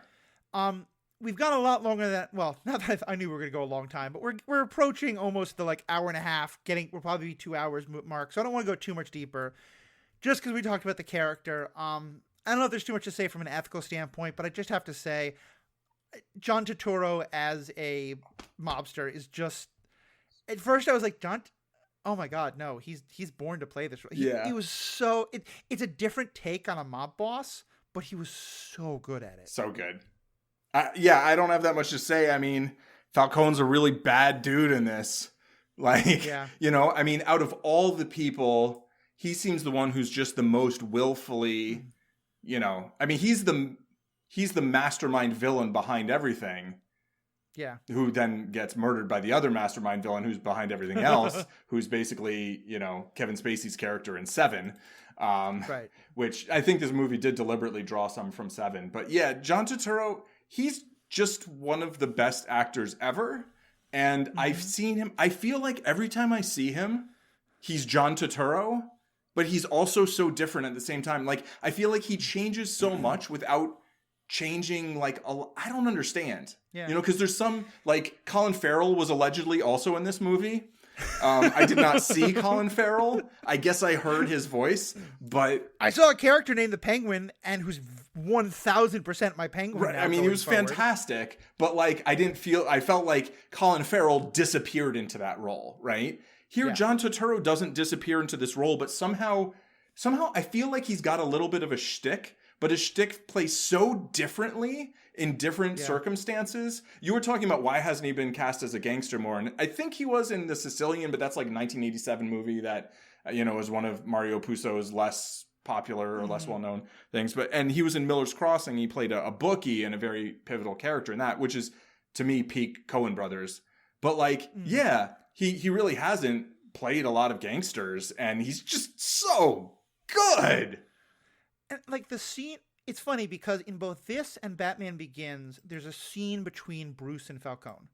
And the scene in Batman Begins is fun, but the character is such an ass and is so condescending to Bruce.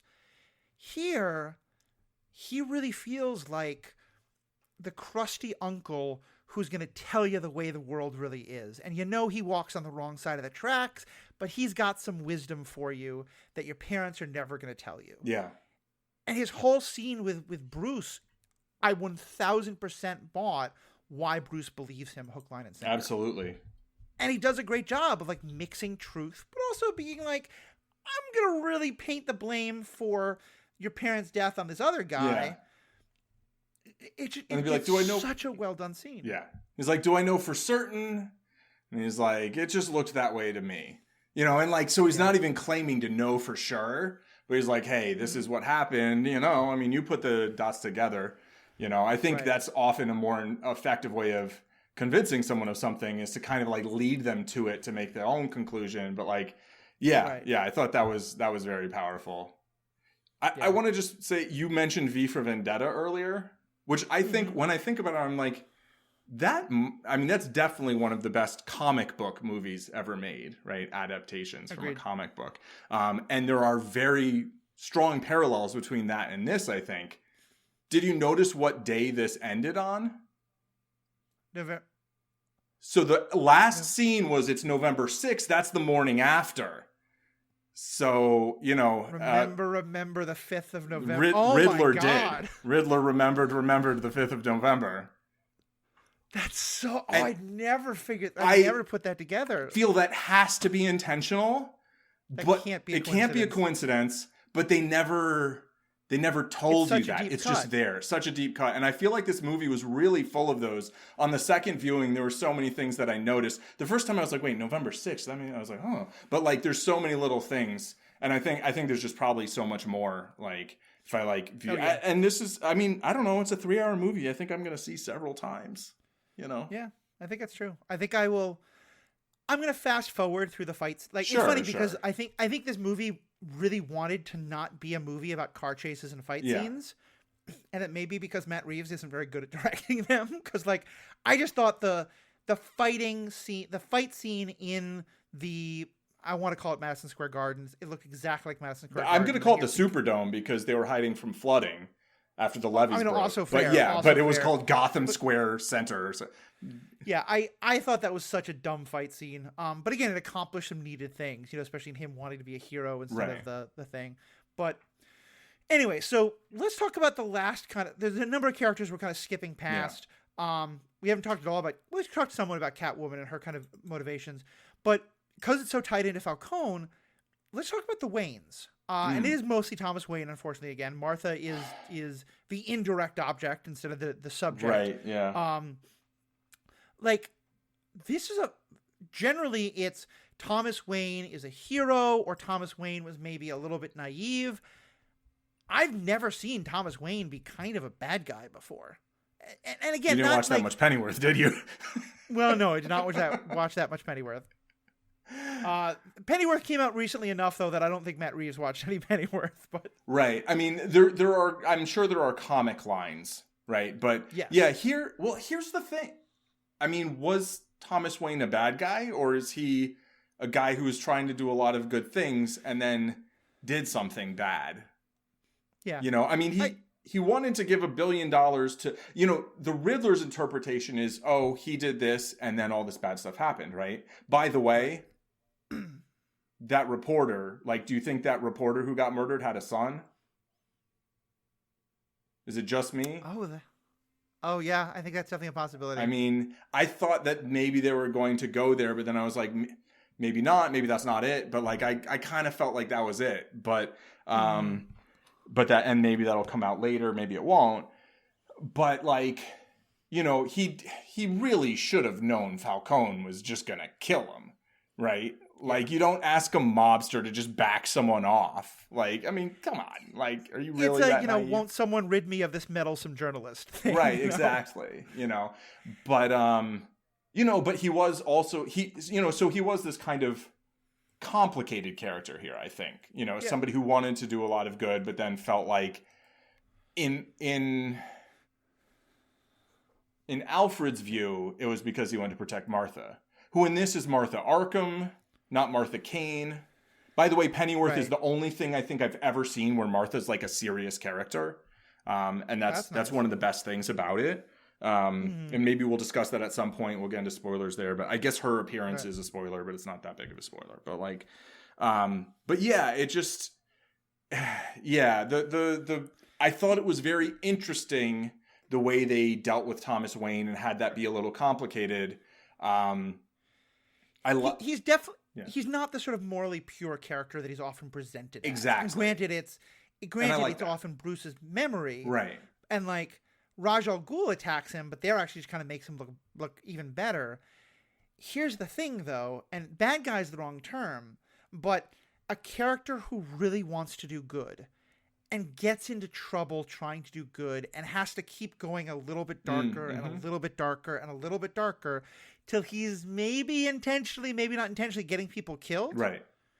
That sounds like a person who'd fit in very well in Batman's Rogue Gallery. Yeah, for sure. Like, for sure. And again, because he's not a bad guy. Yeah. But that's the kind of person who Batman often goes up against. Yeah, absolutely. So I have to imagine the second movie is in part.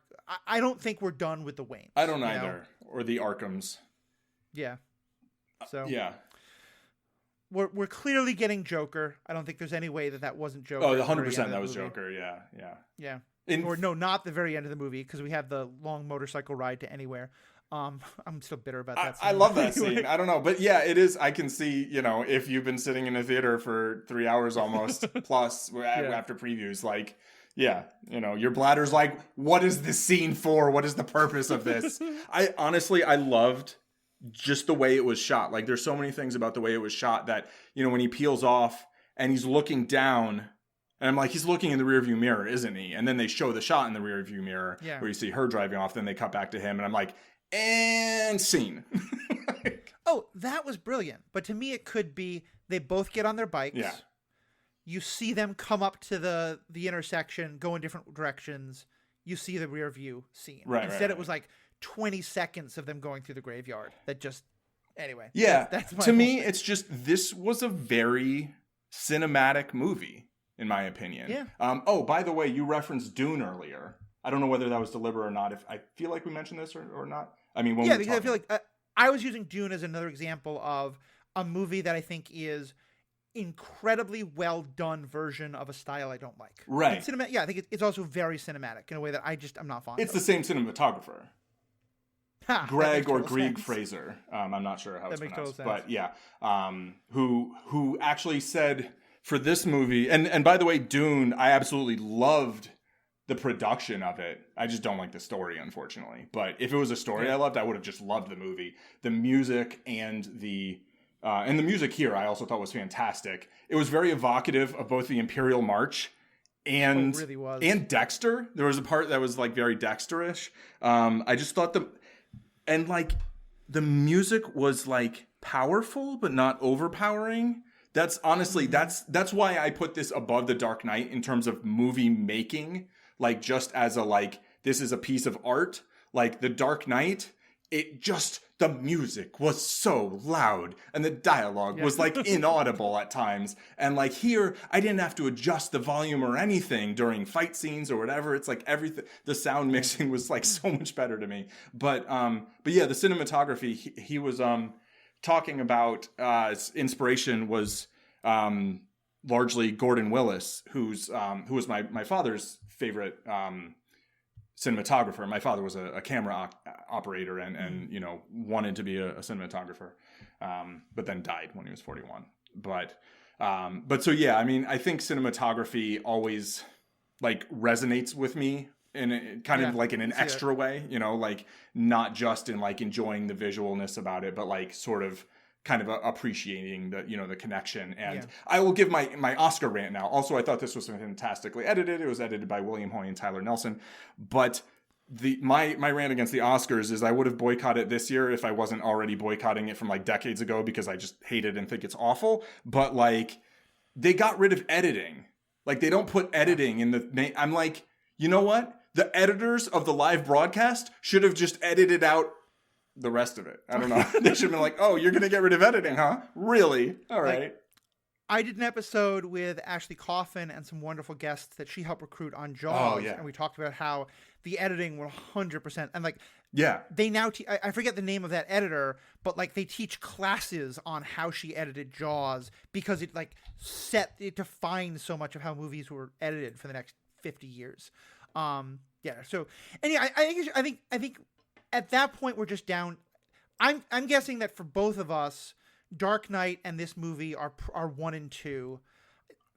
For me, before this conversation, I would have put this. I'm selling you on it. Verna Fields, by the way. Verna Fields, thank you. Yeah. I'm getting it closer up there, but to me, I feel like this movie and Dark Knight are very similar in that they are much more interested in character than they are in toys. Yes. And the best parts of both movies, I think, are often the conversations. Like, in some ways, both movies could work as plays. Oh yeah, like yeah. You can take away all the just you could have it as just a play on a stage. Yeah. And so I think it's very interesting that we both love both of those. Well, yeah, I'm just coming around to loving this movie. Especially because now I can fast forward to the parts I don't like. Right. Yeah. And I think it really comes down to at the end just artistic vision. Like I definitely agree that Dark Knight had more technical problems. This made technical choices that I think Dark Knight failed to execute on some things technically. Right. I think this movie perfectly executed what it wanted. It just wasn't what I would have wanted. Yeah. I think that makes tons of sense. I think the whole kind of like cinematic, like having certain types of scenes, like just doesn't work as well with modern audiences. I wouldn't be surprised if 10 or 20 years ago you saw this movie and felt somewhat different. Maybe not. I don't know. Maybe you would have liked it less because different other things. Who knows? But like, that's fair. I do think over the last 30 years or so, 30, 40, like it really started kind of like with MTV and music videos and stuff. But like audiences, I think, have been trained to have shorter and shorter attention spans. And there's this idea that these kind of quick cut things are like better. And it's like, it has a certain effect on the brain, I think. But like, and that's not me telling anyone is wrong for liking what they do. It's just like, I mean, personally, I know my attention span has decreased by having so many things like social media and stuff and such instant access to things. And when you're fed, you know, I made a 15-second video the other day. I spent 2 hours on it. It was ridiculous. But like, you know, when you're fed these 1-minute videos, it's like, oh, how am I going to watch a 5-minute video? That's like forever. Oh yeah. You know, I could watch 3-minute TikToks. Feel like forever. Right. Exactly. Here's the only pushback I'll give, and this is a much larger discussion to have at a later time, Okay. but we're both, for those who are wondering at home, we are about 17 minutes until the next episode of Moon Knight airs. Yeah, so Paul and I are kind of just killing time until then. But we're going to wrap this up soon because I need to get some food before then. But my first response is to get very defensive and give the comments I'm about to make. And so I'll first say, I think you're entirely right that it probably is that my attention span has been lowered. And there's a lot of the older movies that have a much slower style that I really enjoy, such as Star Wars, such as like Casablanca. And maybe it's in part because I watched those beforehand. The pushback I would give is that to me, I think I can quite enjoy a cinematic movie. Mm-hmm. I don't think cinematic and 3 hours works well together, or 2.5 hours that Dune is. The other side, though, is that for me, I think the other big part of why I keep saying that I think this movie would have been even better as an 8-episode series is there is so much that I wanted more of. I wanted more of Batman and Alfred. I wanted more of Falcone. I wanted more of how the Riddler decides to go from being a serial killer to a mass murderer. Right. Really, I wanted more of his communications with those other people. Mm-hmm. And so I feel like when there's a whole bunch of things that I wish the movie was doing, long, ponderous shots of the kid who Batman relates to bother me more because I'm like, you could be spending this time doing something else. Right. Fair. So but now I'm going to pay more attention. I'm going to try to find, like, is there a movie that has more of the cinema? Like, actually, you know, I'll give you one. We talked about Scandinavian films more. Midsommar, which is a Norwegian, I believe, not a Swedish movie. It's very cinematic. It took me a while to figure out if I liked it because it just was such a, like, makes you think movie. But like both it and Parasite both have this style, and I really enjoyed both of those movies. Right, but they're a little shorter, right? They're not 3 hours. They're a little shorter, and I feel like they're very compact. They're very compact in terms of the story and the characters, and you don't walk away feeling like you needed a lot more of any of that. Right. So that I think those are circumstances under which it's a lot harder for me to enjoy cinematic movies. But also, I probably don't like them as much because of how the MCU and other movies have trained me out of it, and that's a fair critique. Cool. I'm not going to try and like change your mind, right? It's like I mean that's the thing, you know. It's like we see things and we like what we like. I was not expecting to love a 3-hour movie. I was really not. Like I was like, okay. It's so interesting because I just love talking about these things with you, both on the podcast and off. But I remember when Mary, my spouse, knows Paul somewhat well, heard a lot about him from me as well. But also, you two have met a couple of times and we made dinner together and things like that. Where it was very important that we both acknowledge that pizza can be made with vegan cheese, but still no pineapple. Definitely not. We had habanero peppers instead. Yeah, exactly. You know, they're orange, same color. But yeah, we were like, is Paul gonna like this movie? Because I could have seen so many reasons why you'd love it and so many reasons why you'd hate it. So yeah, I'm really glad he came around. I think this was a great discussion, and to me, I am now so glad we did this whole Batman project because I feel like in doing all these movies, it really helped us kind of create a framework with which we could discuss this movie, and I feel like I really enjoyed it all the more because of it. Yeah, me too. I feel like I have so much more perspective on the various Batmans and what I love about them. and what I felt like was missing from live action. And like, they gave it to me. I was like, give me a Batman who does this, this, and this, blah, blah, blah, blah, blah. And I'm like, oh, 3-hour movie. I'm like, oh, they gave me my Batman. Cool. Yeah. I'll take it. I thought it was going to be more like The Long Halloween, which I still encourage people to watch if you can stand animation. It's 2 movies, which maybe it's like 2 hour-and-a-half movies, I think. So it's basically a 3-hour movie, but it's 2 separate animated movies. Maybe they were 75 minutes. I don't know. I think, yeah. I thought you said 2.5 hours. Oh, like, that's no. a 5-hour movie. Oh, but no. Yeah, it's basically like 2.5 to 3 hours total. They're available on Can I call HBO the shorter Max. one the short Halloween? Well, spoilers, very mild spoilers. It begins on Halloween and it ends on the next Halloween, and it's called The Long Halloween. This movie begins on Halloween and ends a week later, so I call this one the short Halloween. Oh, I like it. I like it. Okay, that makes sense. And it's like similar, but totally different.